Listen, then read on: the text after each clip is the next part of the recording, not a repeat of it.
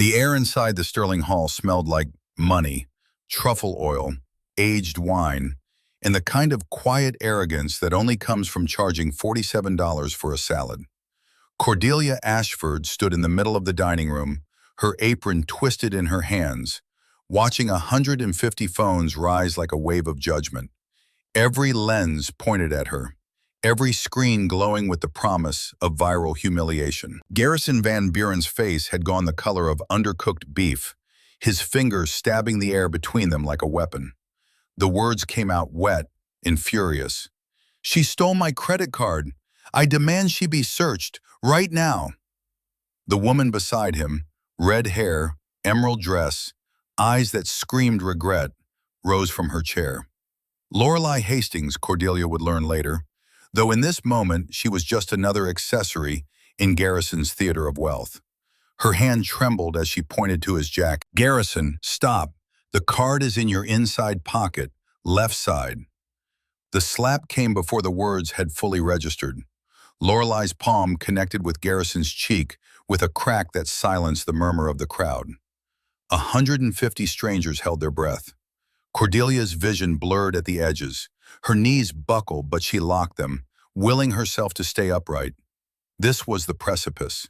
The moment everything would either collapse or combust. But to understand how three people ended up destroying each other in a room full of witnesses, you had to go back.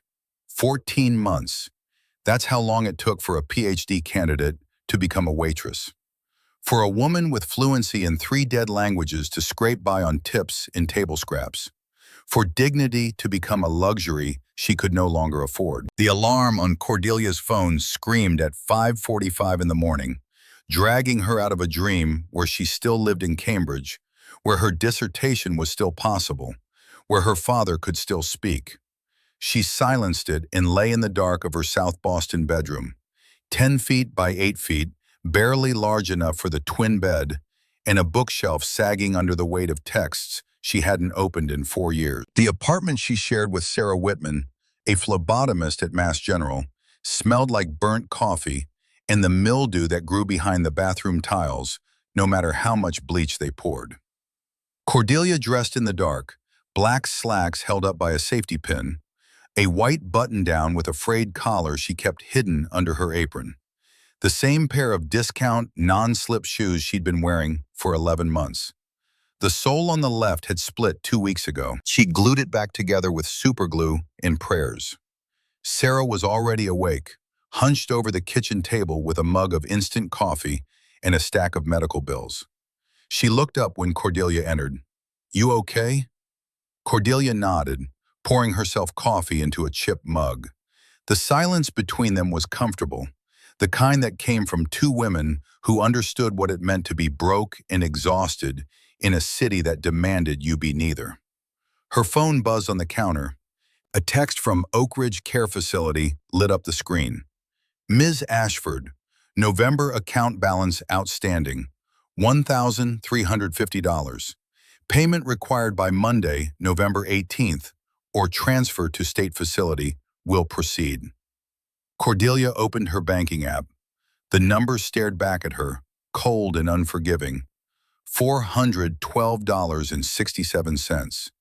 She closed the app and finished her coffee in 3 scalding gulps. The commute to the Sterling Hall took 40 minutes on the Red Line and a 10-minute walk through Back Bay, where brownstones the color of dried blood loomed over sidewalks that cost more to maintain than Cordelia made in a year. She arrived at 9:15, slipping through the service entrance into the fluorescent lit bowels of the restaurant, where the contrast between front-of-house elegance and back-of-house brutality was as stark as the difference between her Harvard diploma and her Payless shoes.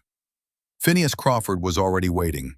Finn, as he demanded everyone call him, stood 5'6" in his cheap suit, his bald head gleaming under the kitchen lights. He'd been floor manager at the Sterling Hall for 11 years, a fact he repeated to every new hire as though tenure equaled competence. Cordelia knew the truth. Finn was the son of a janitor who'd spent his entire life trying to prove he belonged in rooms he'd once cleaned. That desperation had curdled into cruelty. He intercepted her before she reached the staff locker. Ashford, table assignments are posted. You've got the terrace in table 1 tonight. Table 1. The best seat in the house, positioned by the floor-to-ceiling windows overlooking Newberry Street, reserved for the kind of customers who tipped in percentages that could cover a week's rent, or who tipped nothing at all and complained to management about imagined slights. It was a coin flip, and Cordelia had learned not to hope. Got it. Finn stepped closer, his voice dropping to a hiss only she could hear. Don't screw this up. I've already had to comp 2 meals this week because Maria spilled water on a VIP. One more incident and I'm cutting staff hours. Yours first. Cordelia met his eyes, keeping her expression neutral. She'd learned early that Finn fed on reaction, that any flicker of anger or fear only made him hungrier. I understand. Do you? His smile was thin and sharp. Because I remember when you first started here, you had this look like you thought you were too good for this job, like you were doing us a favor by showing up. You still get that look sometimes, Ashford, like you're slumming. I'm just here to work, Finn. That's what I like to hear, because at the end of the day, it doesn't matter if you went to college or whatever. In here, you're just another server. And servers who forget their place don't last long. He walked away before she could respond, leaving her standing in the hallway with her jaw clenched and her hands balled into fists. Sarah, who'd been folding napkins at the service station, touched her elbow. You okay? Fine. He's a miserable little man. I know. Then why do you let him get to you? Cordelia didn't have an answer for that. Or rather, she had too many answers, none of which she wanted to speak aloud. Because Finn reminded her of every person who'd looked at her and seen only what she'd lost. Because his contempt was a mirror reflecting her own failures. Because some small, wounded part of her agreed with him. The lunch shift passed in a blur of trays and orders, the mechanical rhythm of service that required no thought, only endurance. By the time the dinner rush began, Cordelia's feet had gone numb and her lower back had started to seize. She ignored both, focusing instead on the controlled chaos of a Friday night at the Sterling Hall. At 7:15, a woman in a tweed blazer was seated at table 7. Cordelia recognized her immediately, though she couldn't place from where. The woman was in her late 50s, with short silver hair and gold-rimmed glasses, and she carried herself with a kind of quiet authority that suggested tenure at an institution that still used words like endowment and legacy. Cordelia approached with a water carafe and a menu. Good evening. Can I start you with something to drink? The woman looked up, and for a moment her expression flickered. Surprise, perhaps, or recognition. She studied Cordelia's face with an intensity that made her want to turn away. Just water for now, thank you. Cordelia poured, conscious of the woman's gaze tracking her movements. When she spoke again, her voice was careful, almost tentative. Forgive me for asking, but have we met? Your face is familiar. I don't think so. You're sure? What's your name? Cordelia. The woman's eyes widened fractionally. Cordelia, as in King Lear? The question landed like a blow. Cordelia forced herself to smile. My father liked Shakespeare. Is he a scholar? He's a carpenter. Was a carpenter. The woman pulled a business card from her purse and placed it on the table. I'm Catherine Aldridge. I teach classical languages at Boston College. If you ever find yourself looking for a change of scenery, give me a call.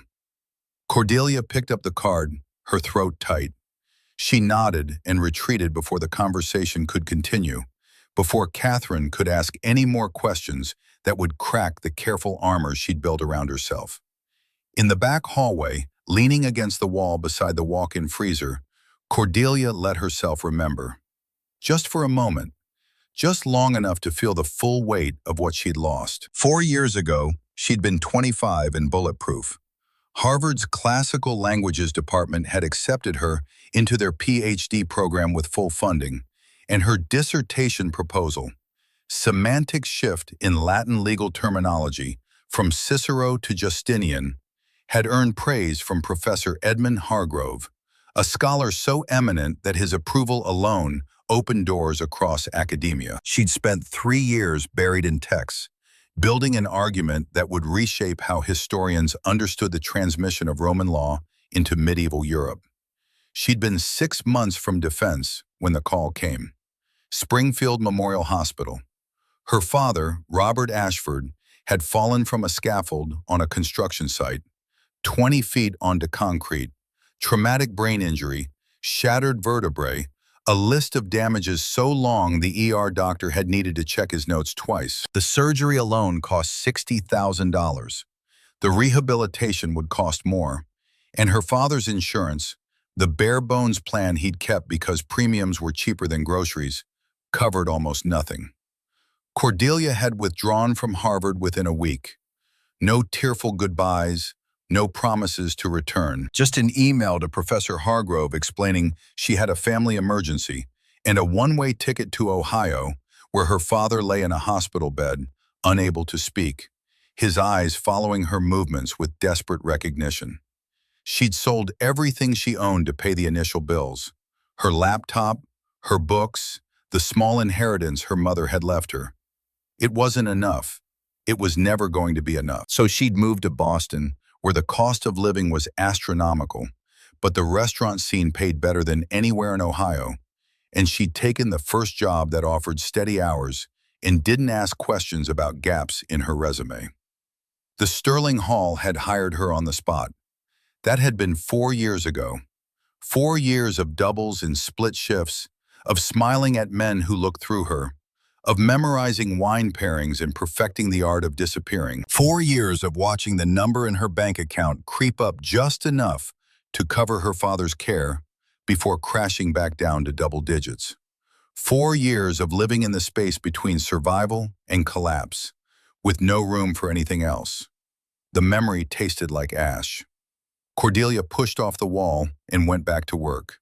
At 7:30, Garrison Van Buren arrived. She saw him before Finn assigned her the table, watched him stride through the front entrance like he owned not just the restaurant, but the air inside it. He was 39, tall and angular, with hair the color of old gold and a jawline sharp enough to cut. His suit was Tom Ford, his watch a Vacheron Constantin that cost more than Cordelia made in 2 years, and he moved with the particular arrogance of a man who'd built his fortune from nothing and wanted everyone to know it. The woman with him, Lorelei Hastings, though Cordelia didn't know her name yet, looked like she wanted to be anywhere else. Her dress was stunning, her makeup flawless, but her shoulders were hunched in a way that suggested she was trying to make herself smaller. Cordelia recognized that posture. She'd seen it in the mirror often enough. Finn materialized at her elbow, his voice low and urgent. "That's Garrison Van Buren, table 1. He spends $15,000 a month here on corporate dinners. Do not screw this up." Cordelia nodded and approached the table, forcing her expression into the bland pleasantness that customers expected.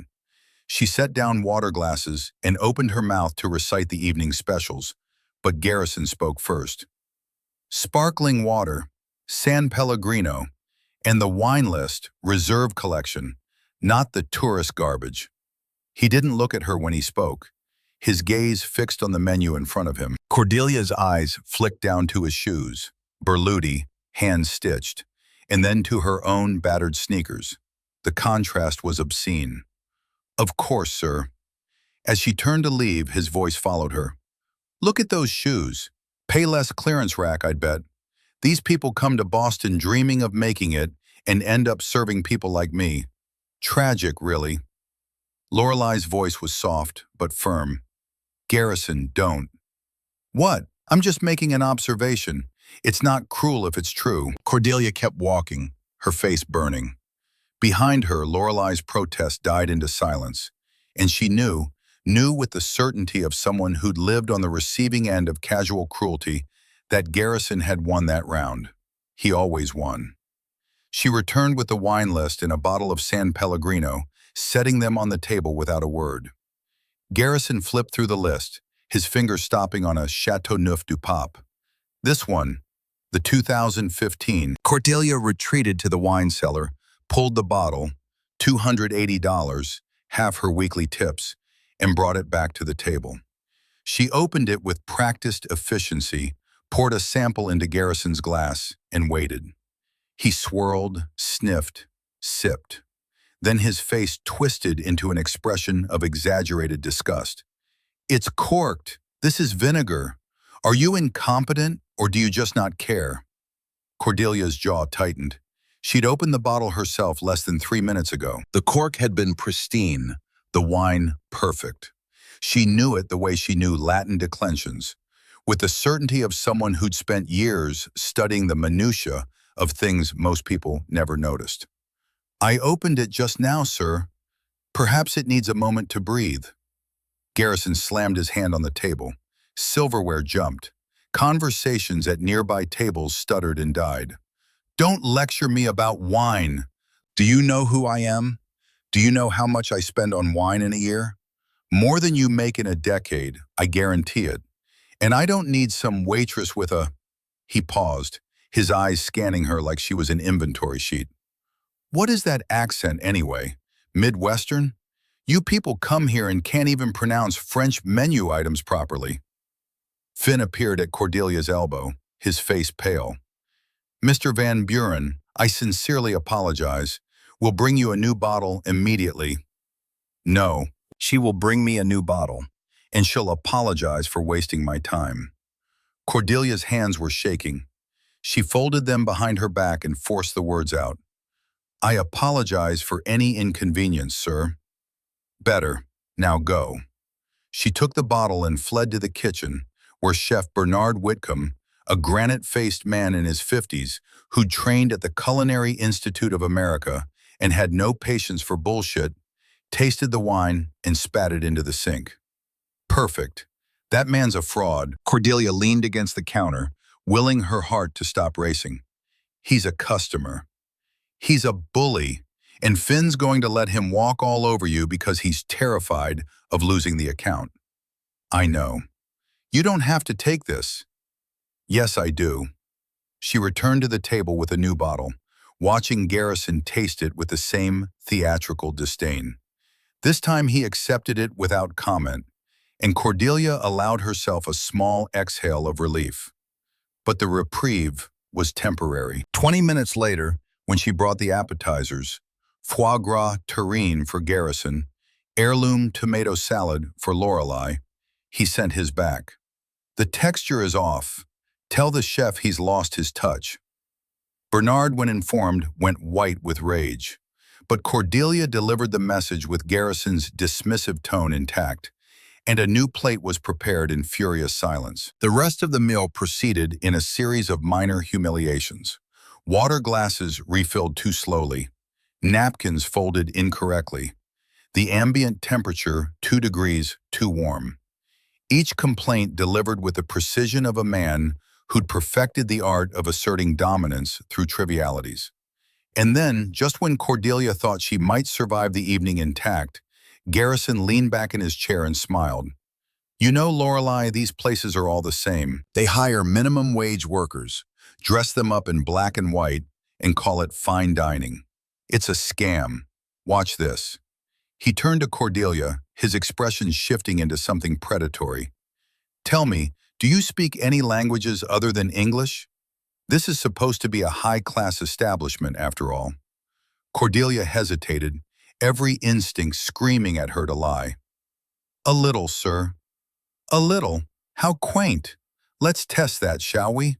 And then he switched. The words that came out of his mouth were Latin.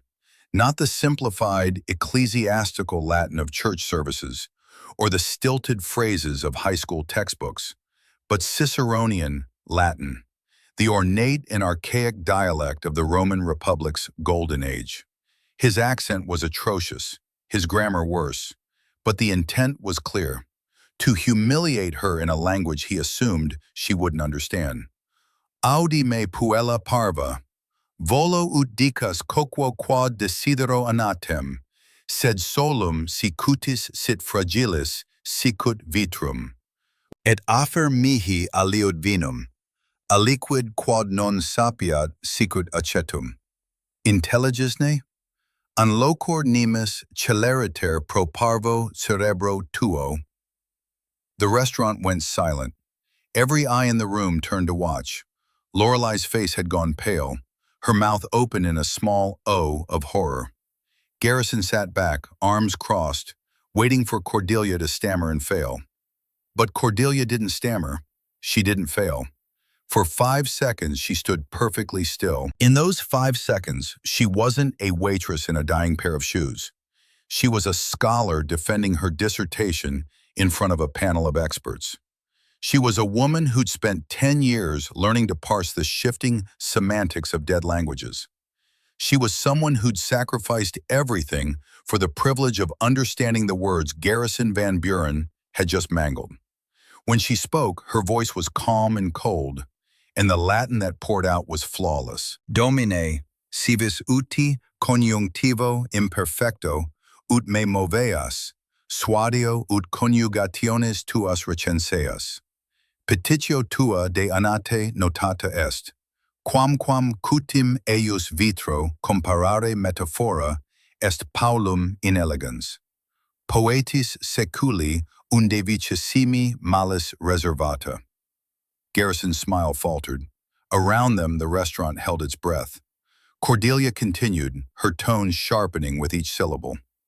Quod ad vinum attinet, non est acetum, est Chateauneuf du Pape, anni 2015. Aciditas quam sentis est nota tenenorum juvenum, quae palatum eruditum requirunt. Si hoc nimis complexum est tibi, libenter afferam vinum dulcius, aliquid simplicius gustui tuo aptum. The translation burned in the air between them. If you wish to use the imperfect subjunctive to impress me, I suggest you review your conjugations. Your request for the duck has been noted, though comparing its skin to glass is a rather inelegant metaphor, reserved for bad 19th century poets. As for the wine, it is not vinegar. It is a Chateauneuf du Pape from 2015. The acidity you detect is the signature of young tannins, which require an educated palate. If that is too complex for you, I would be happy to bring you a sweeter wine, something simpler suited to your taste. Garrison's face went from pale to scarlet in the span of a heartbeat. His mouth opened and closed, fish-like, as he struggled to find words. Lorelei's hand flew to her mouth, but not fast enough to stifle the laugh that escaped. At table 7, Catherine Aldridge stood and began to clap. The applause spread like wildfire. Within seconds, half the restaurant was on its feet, and the other half had their phones out, recording. Cordelia stood frozen, the enormity of what she'd just done crashing down on her like a collapsing wall. She'd humiliated a VIP. She'd made a scene. She'd broken every unspoken rule of service work in a single, breathtaking act of defiance. And in exactly 90 seconds, she was going to pay for it. She turned and walked toward the kitchen, her legs moving on autopilot while her brain screamed. Behind her, Garrison's voice rose in a wordless bellow of rage, but she didn't look back. She pushed through the swinging doors into the fluorescent hell of the prep area, past Bernard's startled expression, and into the narrow hallway that led to the staff lockers. Her hands were shaking so badly she could barely untie her apron. The adrenaline that had carried her through the confrontation was draining away, leaving her hollow and cold. She leaned against the wall and tried to breathe. Finn found her 3 minutes later. His face was the color of old newspaper. "What the hell did you just do?" He asked me a question in Latin. I answered. "You humiliated him. In front of 150 people. Do you have any idea how much money he spends here? How many clients he brings in?" I answered his question. Finn grabbed her arm, his fingers digging in hard enough to bruise. "Get your things. You're done. Fired. I want you out of this building in the next 5 minutes, or I'm calling security." Cordelia yanked her arm free, her own anger finally breaking through the shock. "Fine, But you should know he was wrong. About the wine, about the food, about everything. He's a bully and a fraud, and you're letting him terrorize your staff because you're too scared to stand up to him. Get out! She grabbed her coat from her locker and left through the service entrance, stepping out into the cold November night. The door slammed shut behind her, cutting off the noise and light of the restaurant. She stood alone in the alley, her breath fogging in the frigid air, and let herself feel the full weight of what she'd lost. Her phone buzzed. A text from Oak Ridge Care. Ms. Ashford, your father experienced a seizure at 7:45 p.m. He has been transported to Springfield Memorial Hospital. Please contact us immediately. Cordelia's knees buckled. She caught herself against the wall, her vision tunneling, and dialed the number with shaking hands. The nurse who answered was brisk and professional. Miss Ashford, your father suffered a secondary stroke. He's stable now, but the doctor wants to discuss treatment options. Can you come in? I'm in Boston. It'll take me 4 hours to get there. He's not in immediate danger, but you should come as soon as possible. Cordelia hung up and sank to the ground, her back against the brick wall of the alley. She pulled her knees to her chest and let the tears come, hot and furious and useless. Above her, the sky was dark and starless, and the city hummed with the indifferent energy of a Friday night. When she finally stood, her legs were numb, and her face was raw from crying. She checked her bank account one more time, as if the number might have changed in the last hour. It hadn't. $412.67. Not enough for rent, not enough for her father's care, not enough for anything. She started walking toward the Red Line station, her footsteps echoing in the empty alley. Behind her, the Sterling Hall glowed with warm light, and inside people were laughing and eating and living lives that would never intersect with hers again. But in a car parked across the street, Catherine Aldridge sat with her phone in her lap, watching a video that had already been viewed 600,000 times. The clip showed a waitress in a black apron speaking Latin with the precision of a trained scholar, dismantling a wealthy man's arrogance in under 60 seconds. Catherine paused the video and zoomed in on the woman's face. Then she opened her laptop and typed a name into the university database. Cordelia Ashford. The file that appeared was 4 years old, marked Withdrawn, Personal Emergency. But the dissertation proposal was still attached, and Catherine read it twice, her expression shifting from curiosity to certainty. She picked up her phone and dialed a number she hadn't called in months. This is Catherine Aldridge. I need you to find an address for me. Cordelia Ashford, currently residing in Boston. Yes, I'll wait. 10 minutes later, she had what she needed. She closed her laptop, started her car, and pulled into the November night, following a trail that would lead her to a cramped apartment in Southie, to a woman who'd given up everything, and to a chance at redemption neither of them saw coming. The bus to Springfield took 4 hours and cost $32 Cordelia didn't have. She paid with a credit card that was already $200 over its limit and sat in the back, watching Boston's lights fade into the darkness of rural Massachusetts. Her phone vibrated every few minutes with notifications she couldn't bring herself to check. The video had gone viral, 600,000 views when she'd left the restaurant. By the time the bus crossed into Connecticut, it had hit 2 million. Sarah had texted 17 times. The messages started worried and escalated to frantic. Where are you? Finn called the apartment looking for you. Are you okay? Cora, please answer. Cordelia typed back with numb fingers. Dad had another stroke. Going to Springfield. I'm fine. The lie tasted bitter. She wasn't fine. She was unemployed, broke, and watching her father die in increments while the internet turned her moment of defiance into entertainment. But fine was what you said when the truth was too heavy to speak. Springfield Memorial Hospital at 3 in the morning was a cathedral of fluorescent despair. The ICU waiting room smelled like industrial cleaner and old coffee, and the chairs were designed by someone who'd never considered the possibility that human beings might need to sleep in them.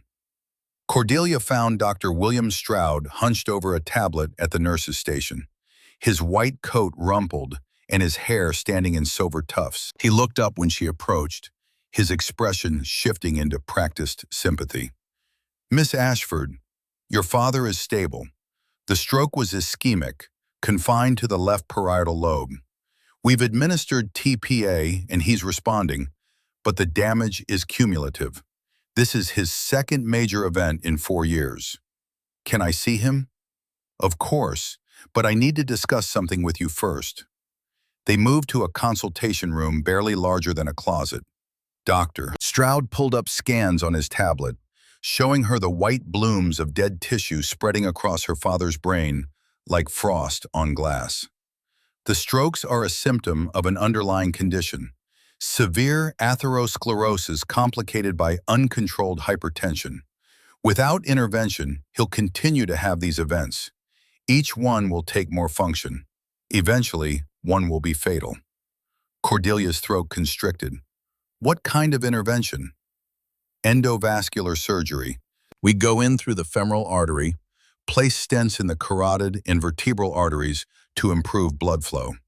It's not a cure, but it could buy him years, maybe more." "And the cost?" Dr. Stroud's pause was answer enough. $52,000 for the surgery itself. Post-operative care, rehabilitation, medications. Call it another $20,000 over the first year. Medicaid classifies this as elective because it's not immediately life-threatening. The numbers echoed in Cordelia's skull like a death knell. $72,000. She could work for a decade and never save that much. She could sell everything she owned and not come close. "If I don't do the surgery?" "Best case, he has another 4 to 6 months. The next stroke will likely be massive. I'm sorry." Cordelia nodded because words had become impossible. Dr. Stroud touched her shoulder with the awkward gentleness of someone who delivered bad news professionally, but had never learned to make it easier. "Take your time. Think about it. And Ms. Ashford, I know this is overwhelming, but there are resources. Social workers, payment plans, charitable funds. You're not alone in this." She was, though. Alone in a way that no pamphlet about financial assistance could address. Alone in the specific and excruciating way of being the only person standing between someone you love and oblivion, with nothing but empty pockets and failing willpower. Her father was asleep when she entered his room, or perhaps unconscious. The distinction had blurred over the years. Robert Ashford, at 66, looked ancient, his skin papery and pale, his hands curled into claws on top of the blanket. The ventilator breathed for him in rhythmic hisses. Cordelia pulled a chair close and took his hand. "I'm sorry, Dad. I'm so sorry." His eyes opened, tracking to her face with agonizing slowness. Recognition sparked, then faded. He tried to speak, but the breathing tube made it impossible. Tears leaked from the corners of his eyes. Cordelia stayed until dawn, holding his hand and watching monitors track the failing machinery of his body. When the nurses came to run their morning checks, she stepped out and called Oak Ridge Care from the hallway. The administrator's voice was professionally apologetic. "Miss Ashford, I understand your father is hospitalized. Unfortunately, our policy is clear. If payment isn't received within 72 hours of the due date, we have to release the reserve bed. We've already begun the transfer process to Somerville State Psychiatric Facility. Please, I just need a few more days. I'm going to have the money. I'm sorry, the decision has been made." The call ended. Cordelia stood in the hallway, surrounded by the hustle of shift change, and felt the last tether to stability snap. Somerville State was where people went to wait for death, in rooms that smelled like urine and despair. She'd visited once, accompanying a friend whose grandmother had ended up there after her family ran out of money. The memory made her stomach twist. The bus back to Boston left at 8. Cordelia bought a ticket with a last available credit on her visa and slept fitfully in her seat, dreaming of numbers that wouldn't balance and equations that had no solution. Sarah was waiting when she got home, sitting at the kitchen table with her laptop open, and her face tight with worry. You look like death. Feel like it too. Sit down, I made eggs. The eggs were rubbery and cold, but Cordelia ate them anyway, too exhausted to taste anything. Sarah watched her with the careful attention of someone waiting for a collapse. Your phone's been blowing up. The video hit 5 million views. People are calling you a hero. I'm not a hero, I'm unemployed. Yeah, well, you're a famous unemployed person now. That has to count for something. Cordelia pulled out her phone and immediately regretted it. Her Instagram had gained 40,000 followers overnight. Her direct messages were flooded with strangers, praising her, job offers from restaurants in cities she'd never heard of, and a surprising number of marriage proposals. But buried in the noise was a comment that made her pause. Dr_K_Aldridge. Cordelia Ashford. I know who you are. Check your email. K.A. She opened her email. The message from k.aldridge@bc.edu was waiting at the top of her inbox, sent at 4:30 in the morning. Cordelia, I recognized you last night, though it took me several hours to place where we'd met. You were a PhD candidate at Harvard 4 years ago. I was on a review committee with Edmund Hargrove when he mentioned you as a potential fellowship candidate. Your dissertation proposal on Latin legal terminology was exceptional. I understand you withdrew for family reasons. I'm not writing to pry into your personal circumstances, but to make you an offer. I'm the director of the Classical Languages Department at Boston College. We have a position opening for Director of Classical Text Digitization, a project funded by a $900,000 grant from the National Endowment for Humanities. The salary is $128,000 per year, with full benefits including health insurance that would cover your father's care at any facility in Massachusetts. If you're interested, call me. I think we can help each other. Catherine Aldridge. Cordelia read the email 3 times, certain she'd misunderstood. $128,000. Health insurance. A job that would let her finish what she'd started 4 years ago. It was too perfect, which meant it was impossible. Sarah leaned over to read the screen. Holy shit, are you going to call her? I don't know. Why would she offer me a job? She doesn't even know me. She knows you're brilliant enough to humiliate a billionaire in Latin. That's probably enough. Or it's a pity offer because she saw the video and feels bad for me. Who cares? Pity pays the same as respect. Call her. Cordelia stared at the email until the words blurred. There was a catch. There had to be a catch. People didn't just hand you salvation because you went viral. But the alternative was Somerville State and watching her father die in a hallway that smelled like institutional bleach. She dialed the number at the bottom of the email. Catherine picked up on the second ring. Miss Ashford, I'm glad you called. I got your email. I don't understand why you'd offer me a job based on a viral video. I'm not. I'm offering you a job based on your academic record, which is extraordinary, and the fact that I've been trying to fill this position for 8 months with no success. The grant has specific requirements. The director needs fluency in Latin and ancient Greek, experience with textual analysis, and the ability to manage a team of graduate students. You're one of maybe 20 people in the country who meets all 3 criteria. But I didn't finish my PhD. You were 6 months from defense when you withdrew. That's close enough for our purposes. And frankly, watching you dismantle Garrison Van Buren's attempt at Ciceronian Latin told me everything I needed to know about your qualifications. Cordelia's hands were shaking. There has to be a catch. Catherine's pause was long enough to confirm her suspicion. There is. The position requires approval from Boston College's Board of Trustees. One of those trustees is Garrison Van Buren. The name hit like a physical blow. You're telling me the man I humiliated on camera has veto power over whether I get hired? Yes. He donated $8 million to the university last year, which bought him a seat on the board and significant influence over hiring decisions at the director level. If he opposes your appointment, The board will defer to his judgment. Then this is pointless. Not necessarily. Van Buren is currently under investigation by the SEC for insider trading. His investors are nervous. His reputation is damaged. And the last thing he needs is another scandal. If he blocks your hiring, it becomes a story. Vindictive billionaire punishes woman who embarrassed him. That's terrible optics.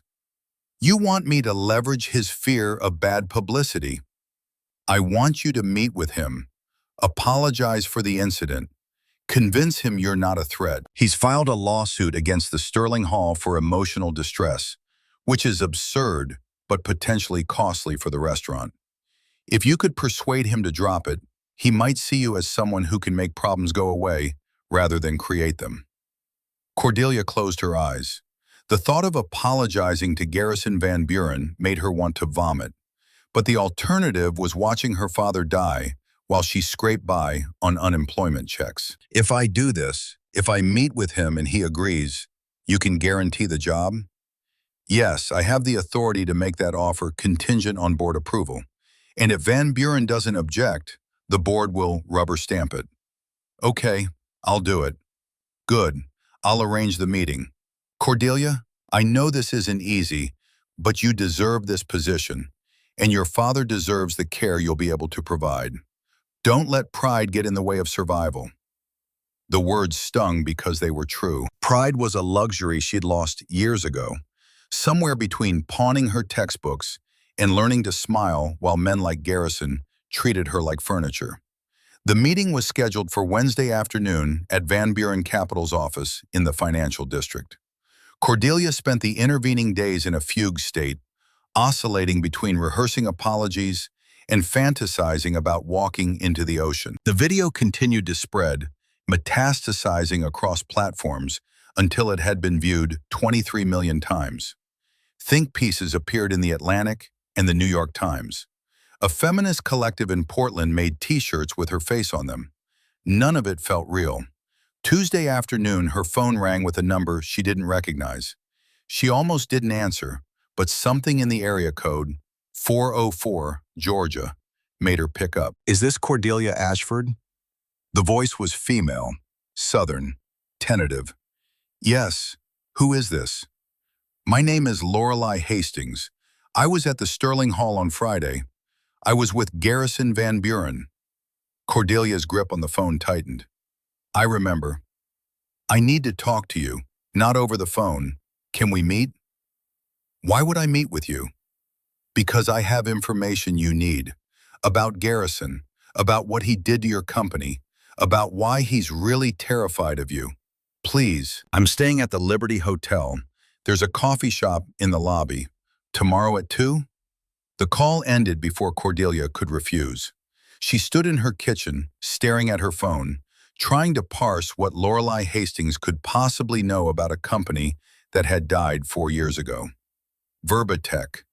She hadn't let herself think about it in so long that the name felt foreign. She'd founded it in her second year of graduate school, a side project that had spiraled into something real, an AI-powered translation platform that could handle rare dialects and ancient languages with unprecedented accuracy. The technology was elegant, the market was vast, and the venture capitalists she'd pitched had been enthusiastic right up until they weren't. Garrison Van Buren had been the last meeting. She remembered walking into his office, glass and steel, overlooking Boston Harbor, with a presentation she'd rehearsed until it was flawless. She remembered his smile, sharp and dismissive, and the words that had ended everything. This is interesting work, Miss Ashford, but I don't invest in companies where the CEO lacks the vision to scale to 100 million in revenue. Women have wonderful ideas, but enterprise AI requires a certain kind of ruthlessness. Perhaps you should consider finding a male co-founder to handle the business side. She'd left his office in a daze. 3 months later, Verbatech had run out of funding and shut down. She'd sold the remaining assets for pennies on the dollar and used the money to cover her father's medical bills. And now, Lorelei Hastings wanted to talk about it. Cordelia arrived at the Liberty Hotel 20 minutes early and spent the time watching the lobby for signs of a trap. But when Lorelei appeared, she was alone, dressed in jeans and a sweater, her red hair pulled into a messy bun. She looked younger without the makeup and designer dress, and the bruise under her left eye was poorly concealed.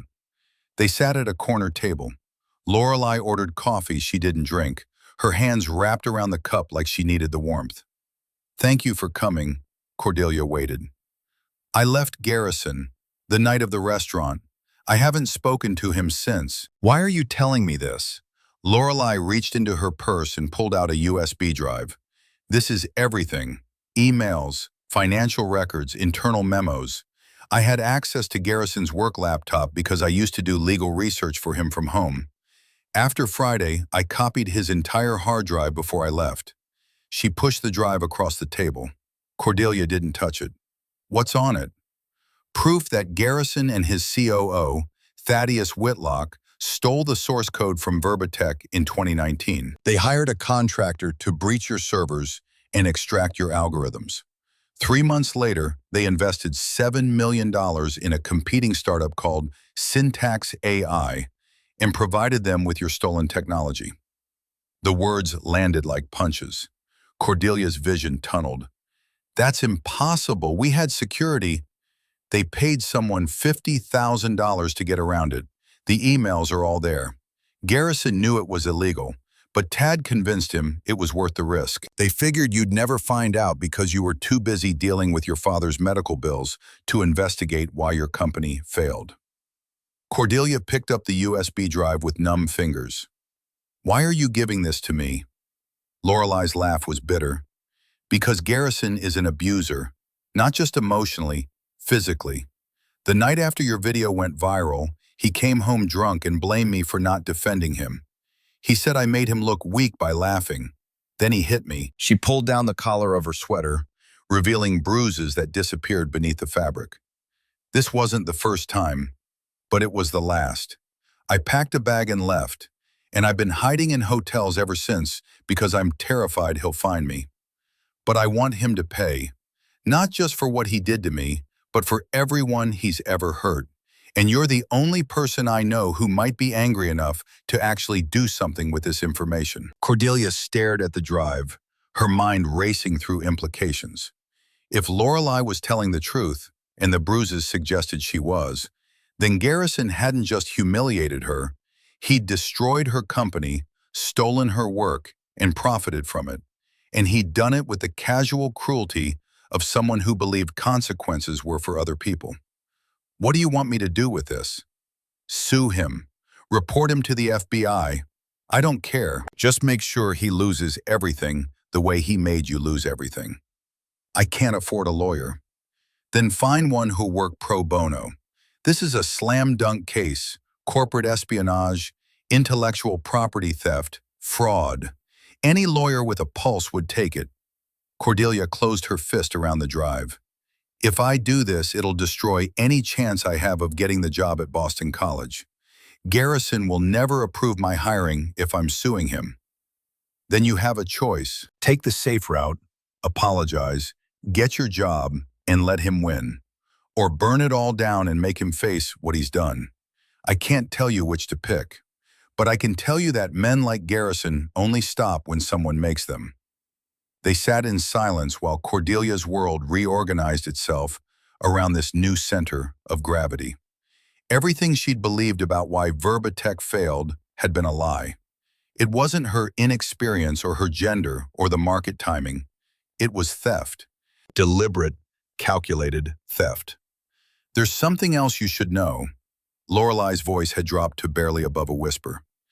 "Tad Whitlock is the real problem. Garrison is vain and cruel, but Tad is smart. He's been setting Garrison up as the fall guy for years.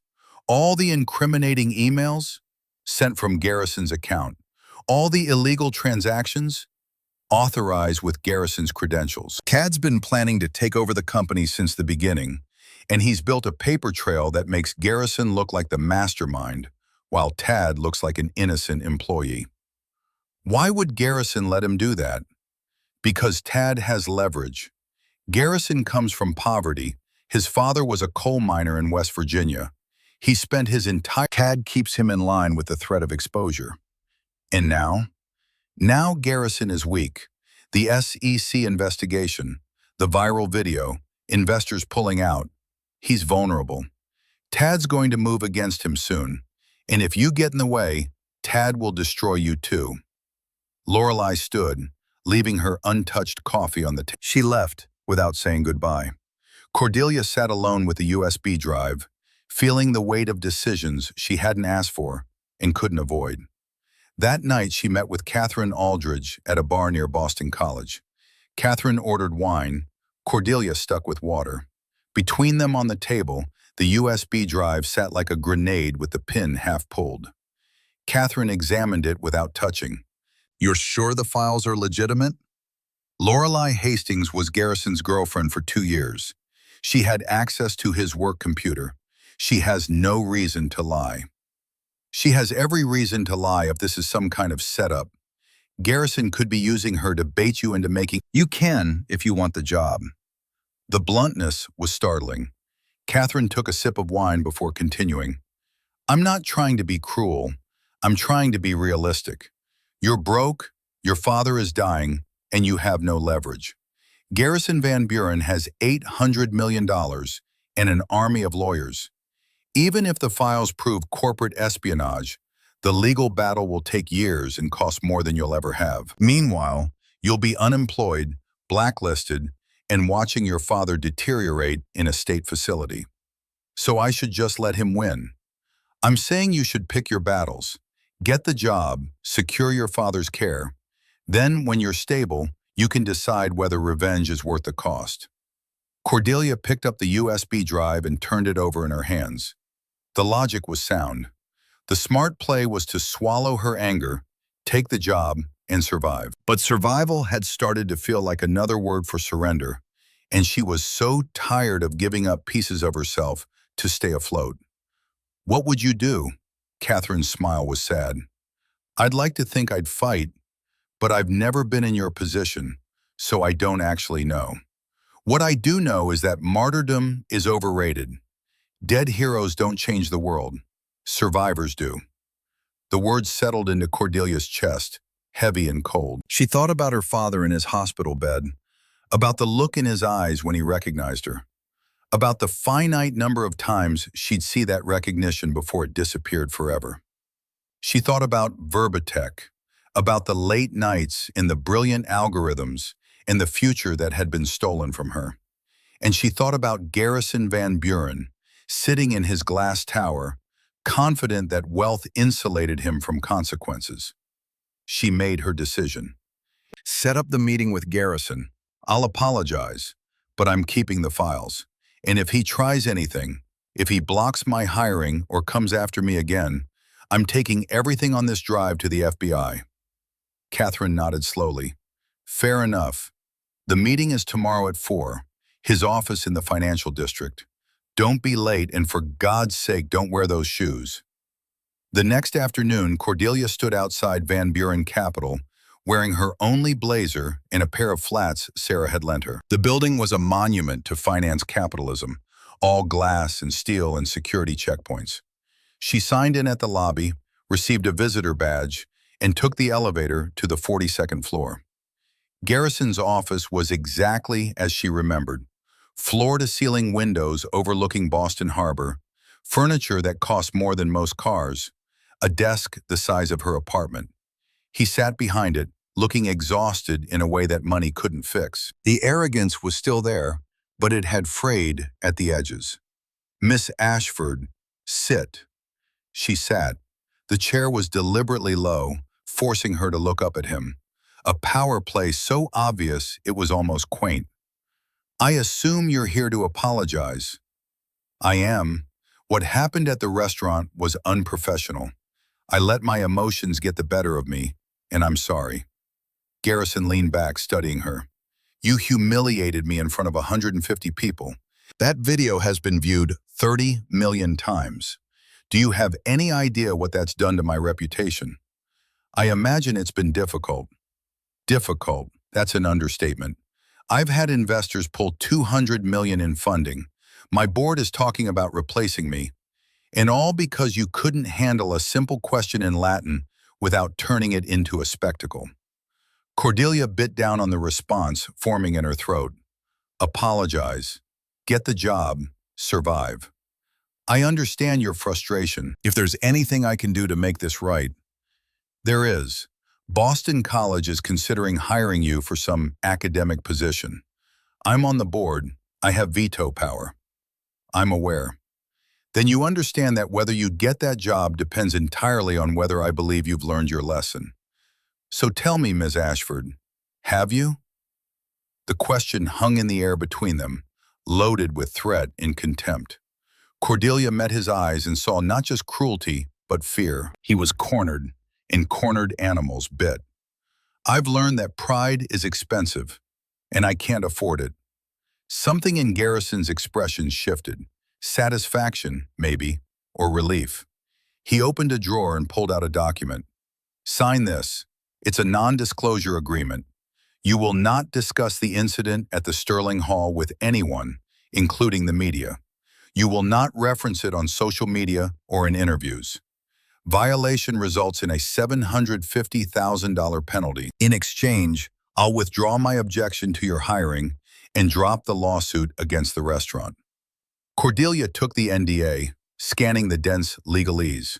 It was comprehensive and cruel, designed to silence her completely.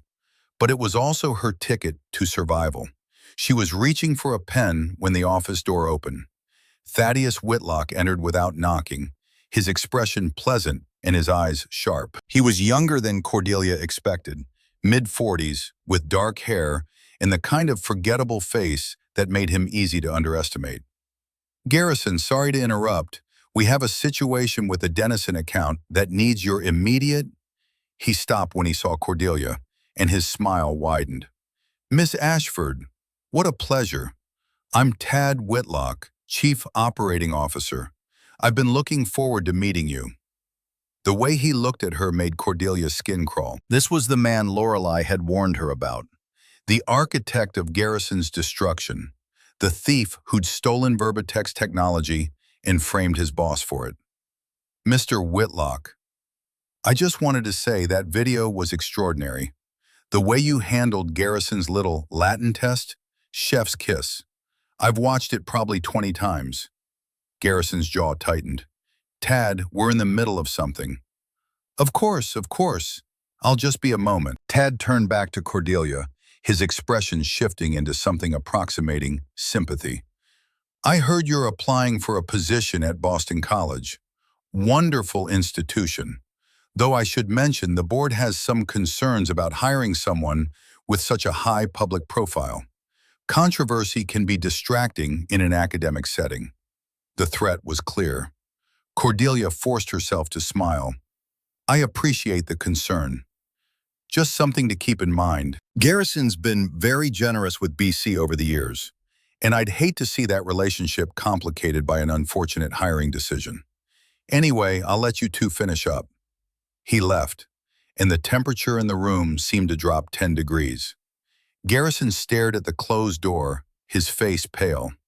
Sign the NDA, Ms. Ashford, before he decides to make this more complicated than it needs to be. Cordelia picked up the pen, but before she could sign, her phone buzzed in her purse. She ignored it. It buzzed again, and again, and again. Excuse me, she pulled out her phone. 15 missed calls from Catherine, 23 text messages. She opened the most recent. Don't sign anything. Check the news. Call me now. Cordelia opened her browser. The headline from the Boston Globe loaded first. Van Buren Capital under federal investigation. SEC alleges insider trading, corporate espionage. Below it, a subheading. Anonymous tipster provides evidence of systematic fraud dating back 5 years. Garrison's phone rang. He answered, listened for 10 seconds, and his face went white. I understand. Yes, I'll be there. He hung up and looked at Cordelia, something like accusation in his eyes. Did you do this? I don't know what you're talking about. The SEC just opened a formal investigation. Someone sent them evidence, emails, financial records, everything. Was it you? Cordelia's mind raced. She hadn't sent anything. She hadn't even looked at the files on Lorelei's USB drive. But someone had. And whoever it was had just detonated a bomb under Garrison's entire empire. I swear I didn't. Tad burst back into the office, his pleasant mask gone. Garrison, we need to talk. Now, privately. Miss Ashford was just leaving. Cordelia stood, the unsigned NDA still on the desk. As she walked to the door, she heard Tad's voice, low and venomous. You idiot, you absolute idiot. Do you have any idea what you've done? The door closed behind her, cutting off Garrison's protest. Cordelia walked to the elevator in a daze, rode down 42 floors, and stepped out into the autumn afternoon with no idea what had just happened or what it meant for her. Her phone rang. Catherine, tell me you didn't sign anything. I didn't. Catherine, what's going on? Someone, and I have my suspicions about who, sent the SEC a massive evidence dump implicating Van Buren Capital in insider trading and corporate espionage. The story broke 20 minutes ago. Every news outlet in the country is running it. Lorelei. That would be my guess. Which means your meeting with Garrison is now irrelevant. He has much bigger problems than you. And more importantly, the board meeting to approve your hiring is in 2 hours. With Garrison under federal investigation, his veto power just evaporated. You're going to get the job. Cordelia leaned against the building, her legs suddenly unsteady. Just like that? Just like that. Welcome to Boston College, Dr. Ashford. Now go home and get some rest. You start Monday. The call ended. Cordelia stood on the sidewalk as the city moved around her, watching her entire future reorganize itself in the space of a phone call. She'd come here to beg. Instead, she'd witnessed the beginning of Garrison Van Buren's destruction. And somewhere in the ruins of his empire, Thaddeus Whitlock was already planning his next move. The job started 3 weeks later, on a Monday that felt like walking into someone else's life. Cordelia arrived at Boston College's Classical Languages department at 8:30, carrying a canvas bag with her laptop and a notebook, wearing Sarah's blazer because her own had developed a hole in the elbow. The office they'd assigned her had windows overlooking the quad, bookshelves that reached the ceiling, and a desk made of actual wood instead of particle board. Catherine was waiting with coffee and a stack of folders 3 inches thick. Welcome to academia. These are your graduate assistance applications, the grant proposal you'll need to submit for year 2 funding, and a reading list of every text we're planning to digitize. You have 6 months to build a workflow that can process 12,000 pages of medieval manuscripts without destroying them. Cordelia set down her bag and picked up the top folder. Inside were photographs of manuscripts so old the ink had faded to ghost impressions, pages brittle as dried leaves. How do I even start? Carefully, and with a lot of help. Your first hire should be a conservator who understands how to handle documents from the 9th century without turning them to dust. The morning dissolved into meetings, infrastructure, budget allocations, university politics that Catherine navigated with the weary expertise of someone who'd been doing it for 3 decades. By noon, Cordelia's head was spinning with acronyms and procedures, and she hadn't thought about Garrison Van Buren in almost 4 hours. Then her phone rang. The caller ID showed a 212 area code she didn't recognize. Miss Ashford, this is Elizabeth Montgomery from the Boston Globe. I'm writing a follow-up piece on the Van Buren Capital investigation. Do you have a few minutes to comment? Cordelia stepped into the hallway. I don't have anything to say. I understand you are the founder of Verbatech, the AI translation startup that shut down in 2019. Our sources indicate that Van Buren Capital may have stolen your proprietary technology. Can you confirm? The question hit like ice water. Cordelia's grip on the phone tightened. No comment. We have emails suggesting Garrison Van Buren and Thaddeus Whitlock orchestrated corporate espionage against your company. If true, You'd have grounds for a major lawsuit. Are you planning to pursue legal action? I said no comment. She hung up and leaned against the wall, her pulse hammering. The story was out. Not just about the insider trading, but about Verbatech, which meant someone had leaked more than financial records. Someone had given the press the full scope of what Garrison and Tad had done. Her phone buzzed with a text from an unknown number. We need to talk. Coffee? Lorelei. They met at a cafe in Brookline, far enough from campus that Cordelia didn't risk running into colleagues.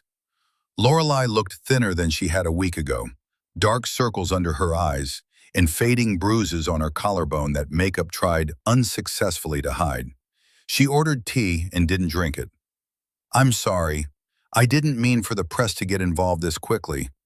Cordelia kept her voice level, despite the anger rising in her chest. You sent the files to the SEC and the Globe. Just the SEC, but apparently they leaked. Or maybe someone at the agency thought the public had a right to know. Either way, it's out there now. You should have warned me. Would you have stopped me? The honest answer was no. Cordelia pulled her coffee closer, wrapping both hands around the cup. What happens now? Now the FBI gets involved.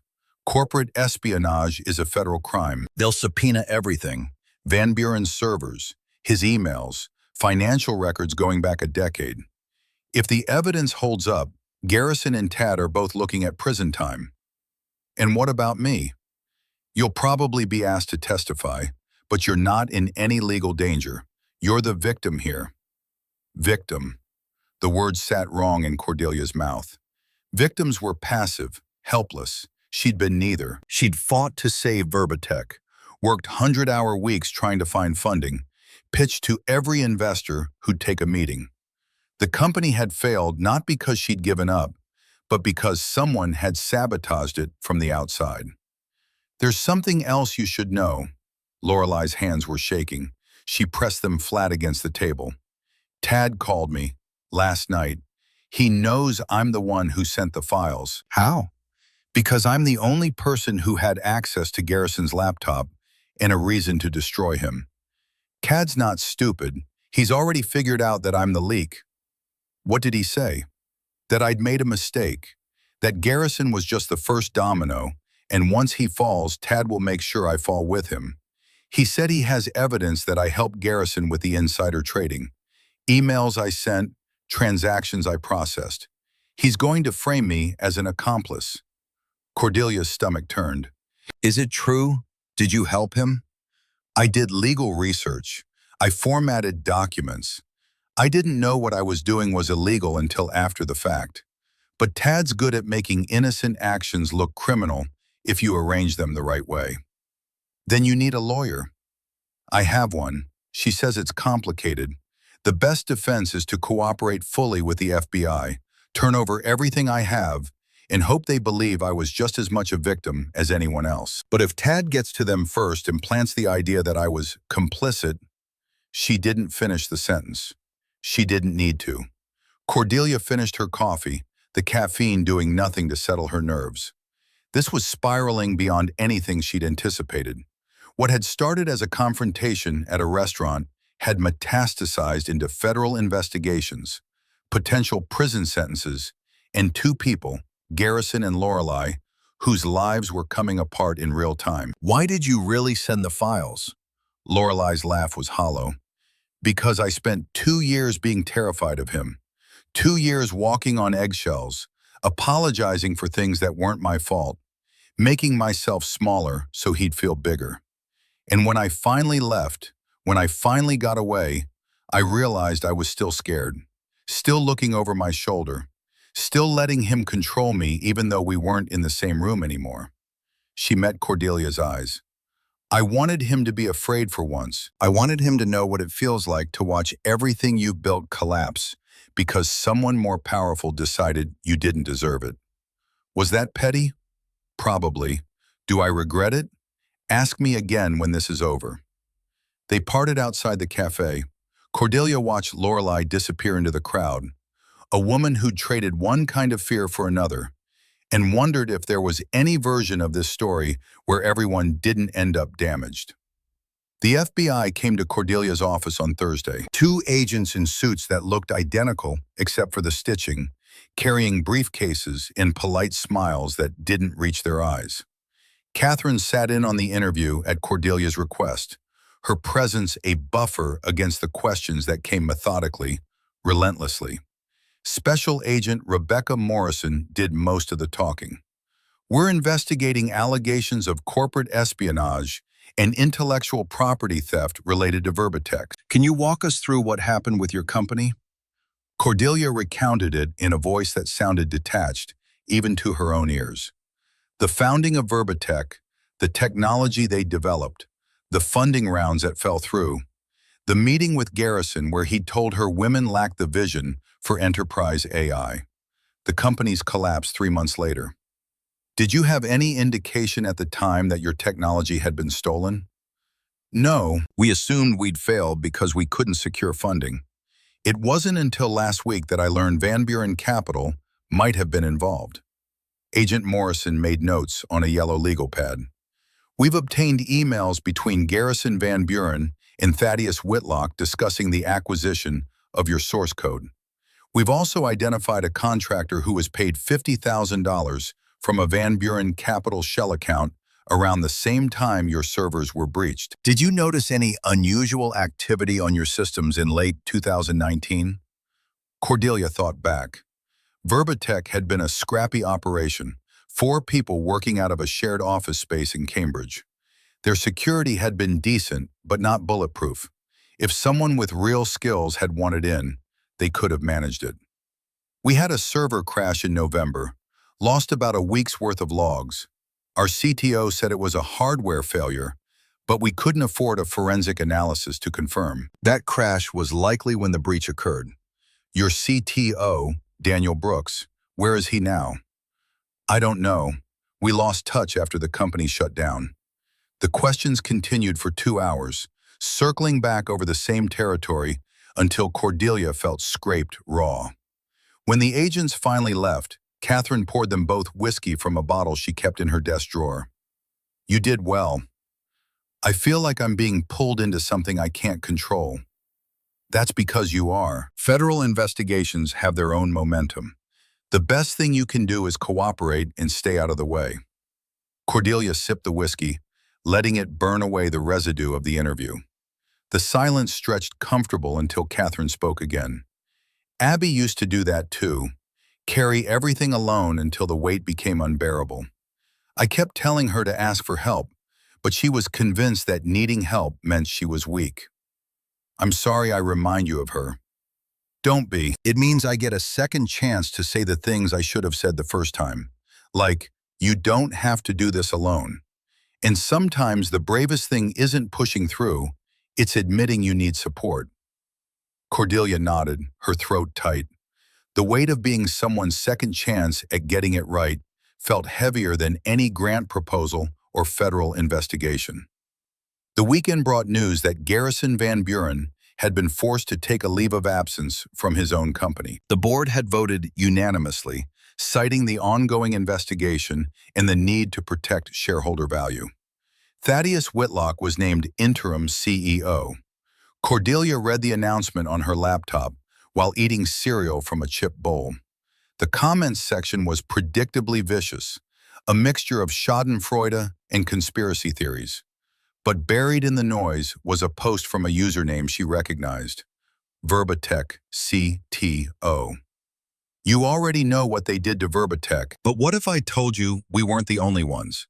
If you were part of the Boston AI scene in 2018 to 2020 and experienced sudden, unexplained setbacks, DM me. Time to compare notes. She clicked through to the profile. It was Daniel Brooks, her former CTO. He'd gone silent after Verbatech folded, stopped answering emails and phone calls. Cordelia had assumed he'd moved on, found another startup to pour his energy into. But here he was, emerging from 4 years of radio silence with an invitation that suggested he'd been waiting for exactly this moment. She sent him a message. Daniel, it's Cordelia. We should talk. He responded within minutes. Name the place. They met at a brew pub in Somerville, the kind of place that catered to the tech crowd with craft beer and ironic decor. Daniel looked older than she remembered. His beard shot through with gray, his hairline in retreat. But his eyes were sharp when he saw her. Cordelia! Christ, it's been forever. They ordered beers they didn't drink and sat in a corner booth where the noise from the bar provided cover. I saw your post. What do you mean we weren't the only ones? Daniel pulled out a laptop and opened a spreadsheet that made Cordelia's head hurt. Dozens of rows, each one representing a different startup. Founding dates, funding rounds, sudden failures. A pattern emerged as she scrolled. Almost every company had pitched to Van Buren Capital in the months before they collapsed. I started tracking this about a year after Verbatech died. Couldn't shake the feeling that we didn't just fail, we were pushed. So I started asking around, talking to other founders who'd been through the same thing. Turns out systematic theft is easier to spot when you're looking for it.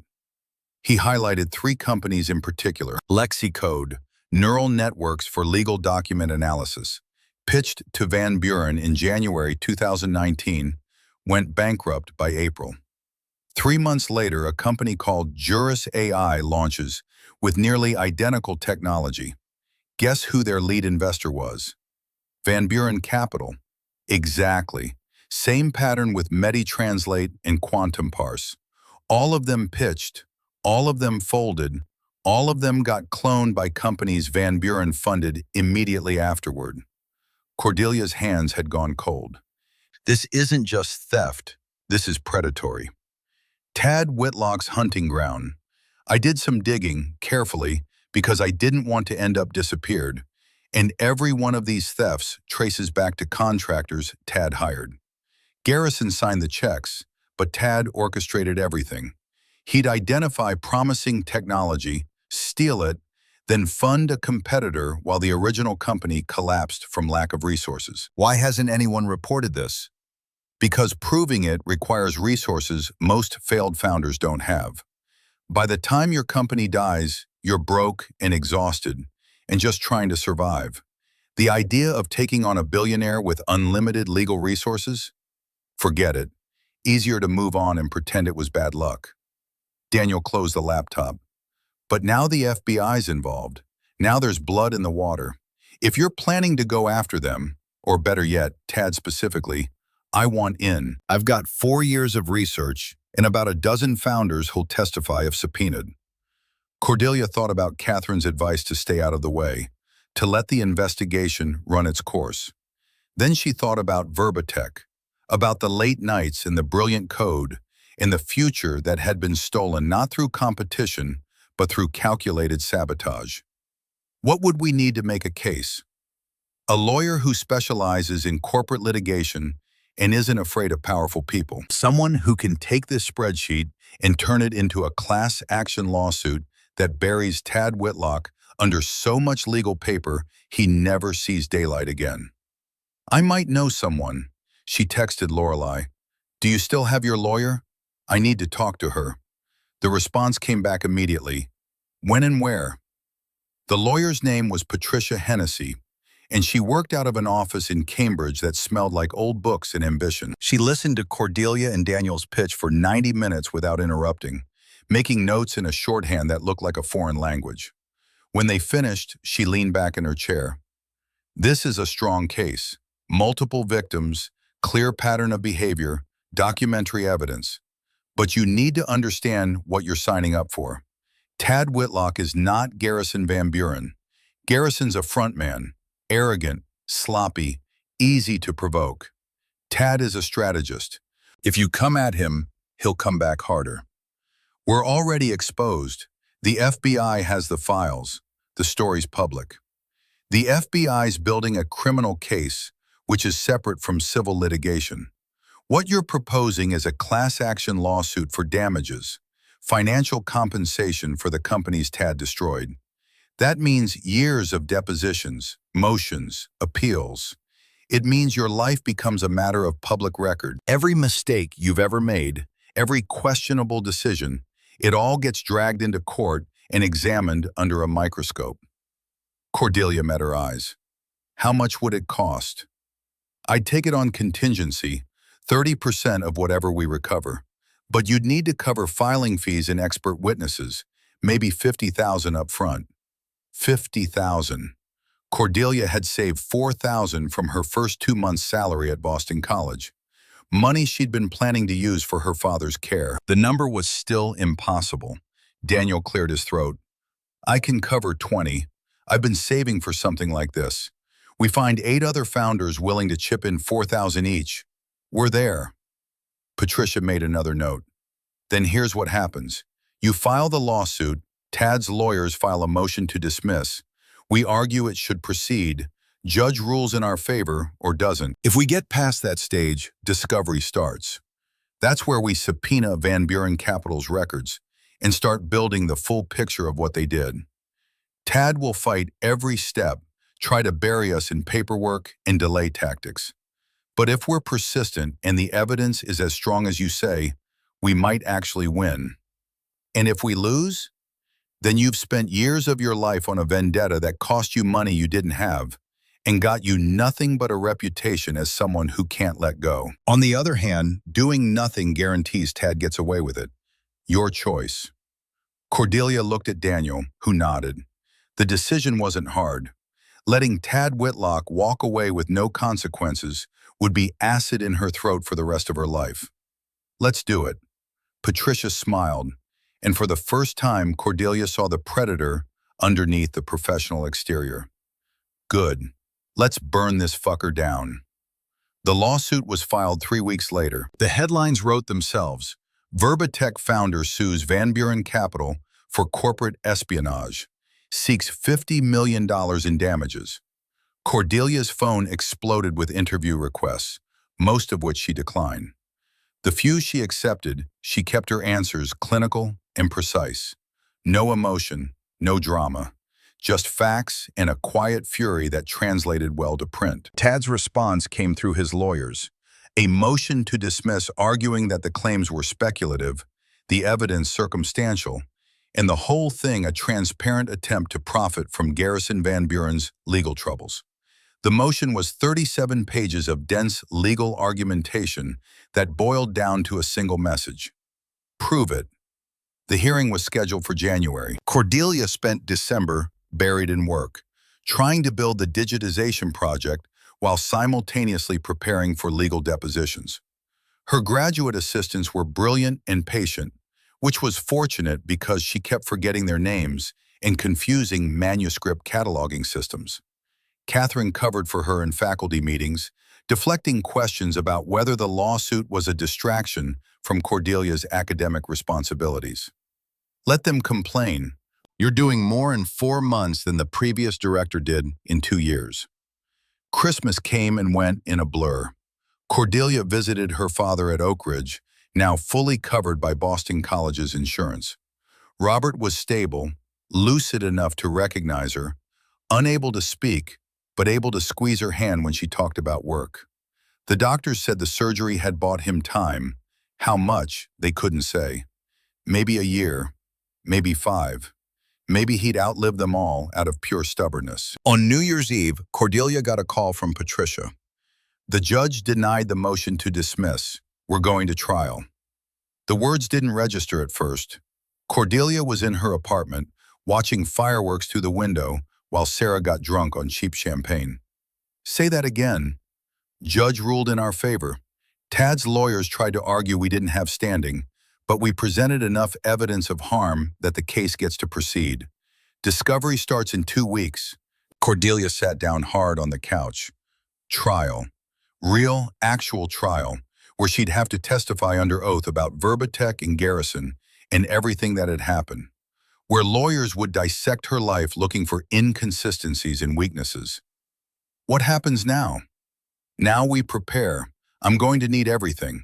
Financial records from Verbatech, emails, server logs, anything that shows what the company was doing before it died. And I need you to start thinking about who else we can bring in. Other founders, employees, anyone who can speak to the pattern of behavior. How long until trial? 8 months, maybe a year. These things move slowly. But Cordelia, we're going to win. I can feel it. The call ended. Sarah handed Cordelia champagne in a plastic cup. To winning, they toasted. Outside, the city celebrated a year that was ending and one that was beginning, and Cordelia tried not to think about all the ways the next 12 months could destroy her. The call came at 4 in the morning on a Tuesday in March. Cordelia woke to her phone buzzing against the nightstand, saw Lorelai's name on the screen, and knew immediately something was wrong. Lorelai? The voice on the other end was barely recognizable, high and tight with panic. He knows where I am. Tad, he found me. Cordelia sat up, fully awake. Where are you? My apartment. I heard someone trying the door handle. I called 911, but they said they can't send anyone without evidence of an actual break-in. Cordelia, he's going to kill me. Lock yourself in the bathroom. I'm calling the police myself. She hung up and dialed 911, giving them Lorelai's address and explaining that a woman was in immediate danger from a stalker. The dispatcher promised to send a unit. Cordelia called Lorelai back. Police are coming. Stay on the line with me. She could hear Lorelai's breathing, ragged and panicked. Then another sound, footsteps in the hallway outside the bathroom. A male voice, calm and reasonable. Lorelai, I just want to talk. Open the door. Tad Whitlock. Cordelia's blood went cold. Don't open it. The police are coming. I know they're coming. That's why we need to talk now, before this gets more complicated than it needs to be. A pause, then the sound of a door unlocking. Lorelai's voice, shaky but defiant. Get out of my apartment. I'm not here to hurt you. I'm here to make you an offer. Cordelia pressed the phone closer, straining to hear.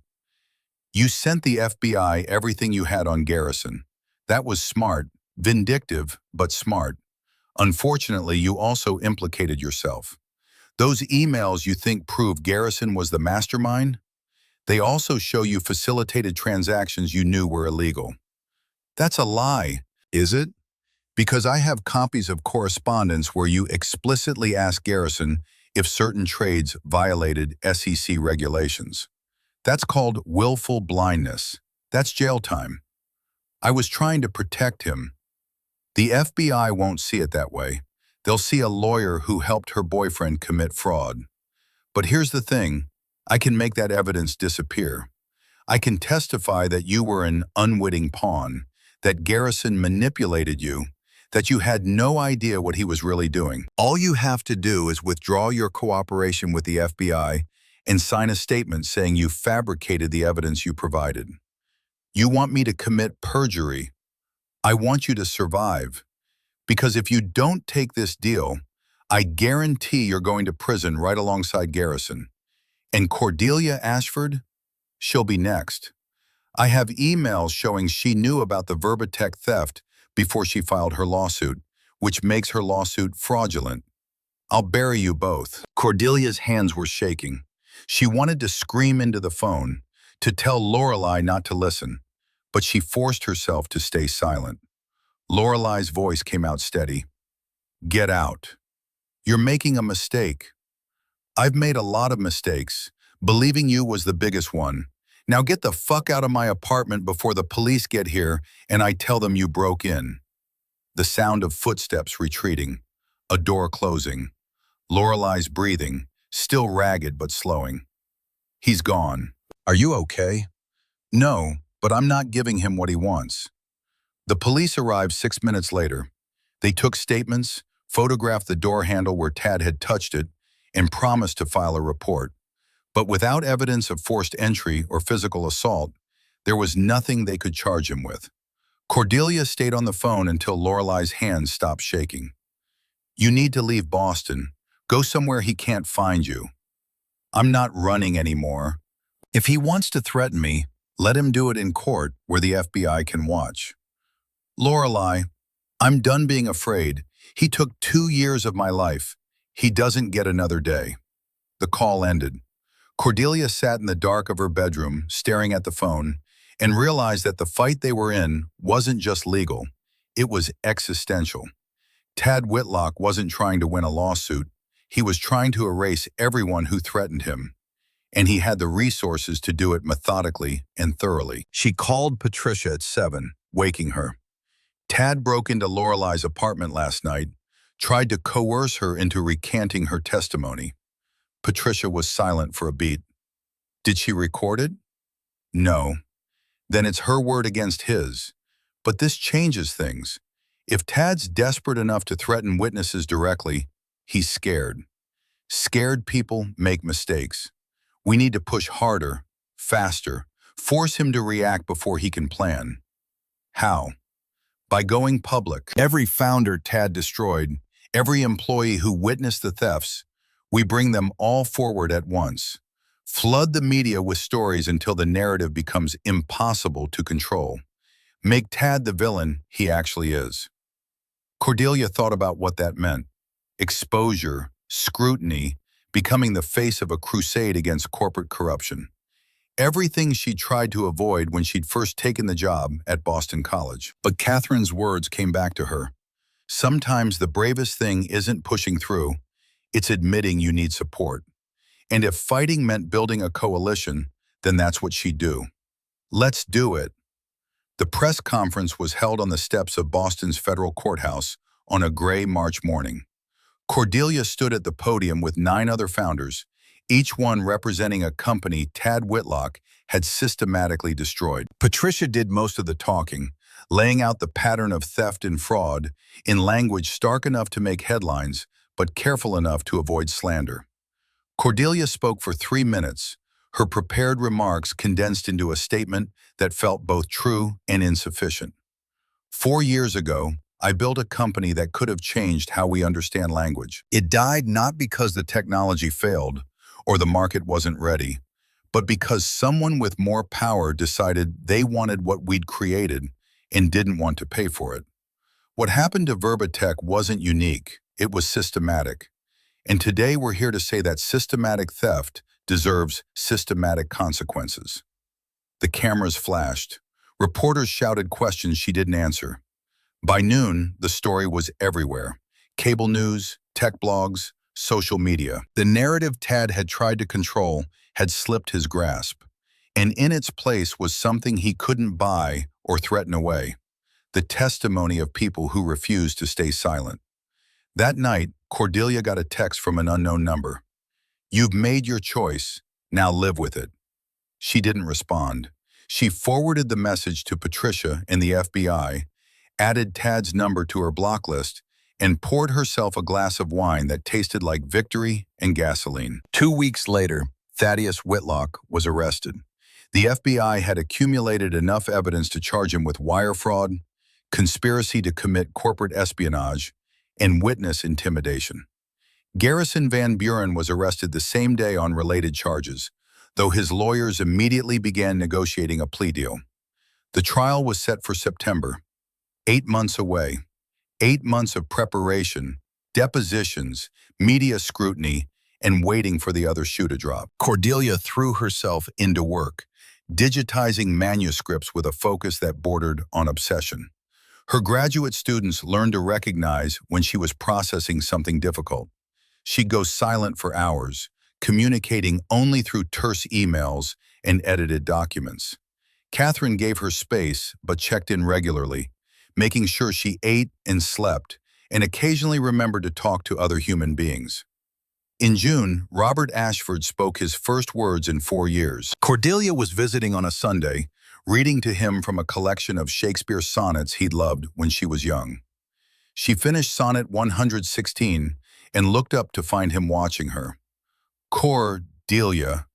The sound was rough, barely more than a whisper, but it was her name.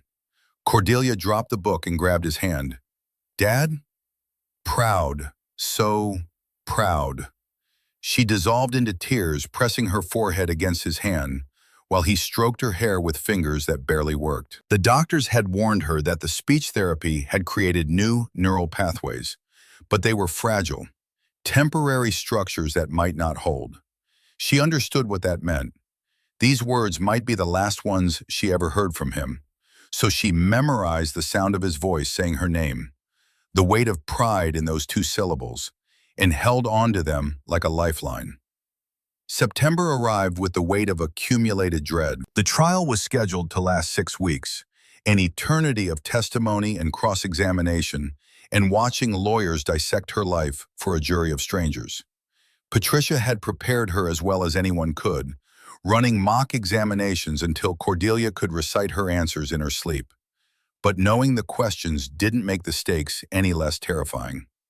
The prosecution went first, building their case with methodical precision. FBI agents testified about the evidence they'd uncovered. Digital forensics experts explained how Verbatex servers had been breached. Former employees of Van Buren Capital described the culture of intimidation and secrecy. Each piece of testimony added another brick to the wall of evidence surrounding Tad Whitlock. Garrison took the stand on day 12, wearing a suit that hung loose on a frame that had shed 20 pounds. His testimony was devastating in its simplicity. Yes, he'd signed off on the payments to contractors. Yes, he'd known what they were being paid to do. No, he hadn't understood it was illegal because Tad had assured him it was standard, competitive intelligence. The defense tried to paint him as the mastermind, but Garrison's lawyer had done their job well. He was remorseful, cooperative, clearly out of his depth. The jury watched him with something approaching pity. Tad, by contrast, was composed. He sat at the defense table in immaculate suits, his expression neutral, occasionally whispering to his lawyers. When he took the stand, he denied everything. The contractors were hired for legitimate research. Any similarity between Verbatex technology and syntax AIs was coincidental.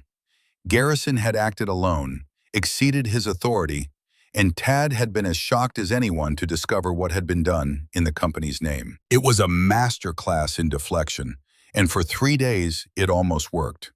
Then Patricia called Cordelia to testify. She walked to the stand feeling like she was moving through water. The oath, the questions, the jury's faces watching her with varying degrees of interest and skepticism. Patricia's questions were gentle, designed to let Cordelia tell Verbatex's story in her own words. She talked about building the company, the technology they developed, the pride she'd felt watching it work. Then Patricia asked about the meeting with Garrison. Cordelia's voice caught, but she pushed through. He told me that women lack the vision to scale companies to $100 million in revenue. He said I should find a male co-founder to handle the business side. I left that meeting knowing he'd never invest in us. 3 months later, Verbatech ran out of money. Did you know at the time that your technology had been stolen? No, I thought we'd failed. When did you learn the truth? Last year, when Lorelei Hastings gave me evidence that Van Buren Capital had orchestrated the theft. The defense's cross-examination was brutal. Cad's lawyer was a woman in her 50s with sharp eyes and a sharper tongue. She picked apart every detail of Verbatech's operations, suggesting the company had been doomed from the start because of Cordelia's inexperience. She brought up the 4-year gap between the company's failure and the lawsuit, implying it was motivated by opportunism rather than justice. But when she suggested that Cordelia had fabricated evidence to profit from Garrison's legal troubles, something inside Cordelia snapped. I didn't fabricate anything.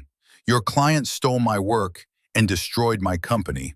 The only reason I'm here is because he thought he could get away with it. Well, he can't. Not anymore. The courtroom went silent. The judge called for a recess. Patricia gripped Cordelia's arm as they walked to the hall. That was either brilliant or a disaster. We'll find out when the jury comes back. They did, 4 days later. The foreman stood and read the verdict in a voice that trembled slightly. Guilty on all counts: wire fraud, conspiracy, corporate espionage. Tad Whitlock sat motionless as the words fell like hammers. Sentencing came 2 weeks later. The judge gave Tad 28 years in federal prison. Garrison, who'd cooperated and shown remorse, got 4 years. The restitution order totaled $65 million, to be divided among the companies Tad had destroyed. Cordelia's share was $9 million. She sat in the courtroom and felt nothing, just a vast, hollow absence where rage had lived for 4 years. Patricia hugged her. Daniel shook her hand. Reporters shouted questions as she left the courthouse, but she didn't stop to answer them. She went to Oak Ridge that evening, arriving just as the sun was setting. The nurses had warned her that her father had declined significantly in the past month. The pathways that had allowed him to speak in June had deteriorated, and he was back to the silence she'd lived with for years. But when she entered his room, he was awake, his eyes tracking her movement. She pulled a chair close and took his hand. The words had left him again, but his grip was surprisingly strong. She told him about the trial, about the verdict, about the restitution that would ensure he'd have the best care available for whatever time remained. His eyes were clear and focused, and though he couldn't speak, she saw everything she needed in the way he looked at her. 2 years later, on a morning that smelled like autumn and new beginnings, Cordelia stood at the front of a lecture hall at Boston College. 40 undergraduate students looked back at her, notebooks open, waiting for her to begin the semester's first class on classical Latin. She'd chosen her outfit carefully, a blazer that actually fit, shoes that didn't hurt, the confidence that came from knowing she'd survived the worst thing that could happen and come out stronger. She smiled and spoke the words she'd prepared. Language is power, not because of the words themselves, but because of who gets to speak them and who gets to be heard. This class is about understanding how power moves through language, how it shapes empires and destroys them, how it can be used to liberate or oppress. And if that sounds dramatic, it should, because language isn't just communication, it's the architecture of thought itself. The students bent over their notebooks writing. Cordelia watched them and felt something she hadn't felt in 6 years. Hope that the world might actually bend toward justice if you pushed hard enough and refused to let go. Her phone buzzed in her pocket, a text from Catherine. "Your father's facility called. He's asking for you." Well, pointing at your photo, close enough. Cordelia texted back, "On my way after class." She slipped the phone away and turned back to her students. "Now, let's start with the basics. Latin isn't a dead language. It's a sleeping one, waiting for people who care enough to wake it up. And the first thing you need to know is this: every ending is also a beginning. Every sentence you translate is a conversation across 2,000 years. You're not just learning grammar, you're learning to hear voices that refuse to be silenced."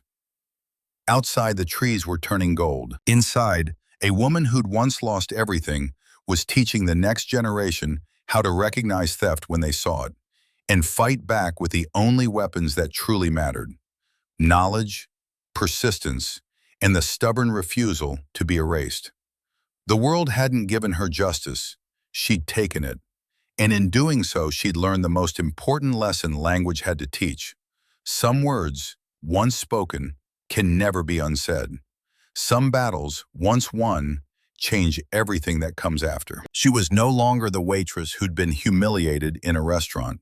She was Dr. Cordelia Ashford, Director of Classical Text Digitization, survivor, fighter, and someone who'd proven that dignity wasn't something you were given, it was something you kept, no matter who tried to take it away.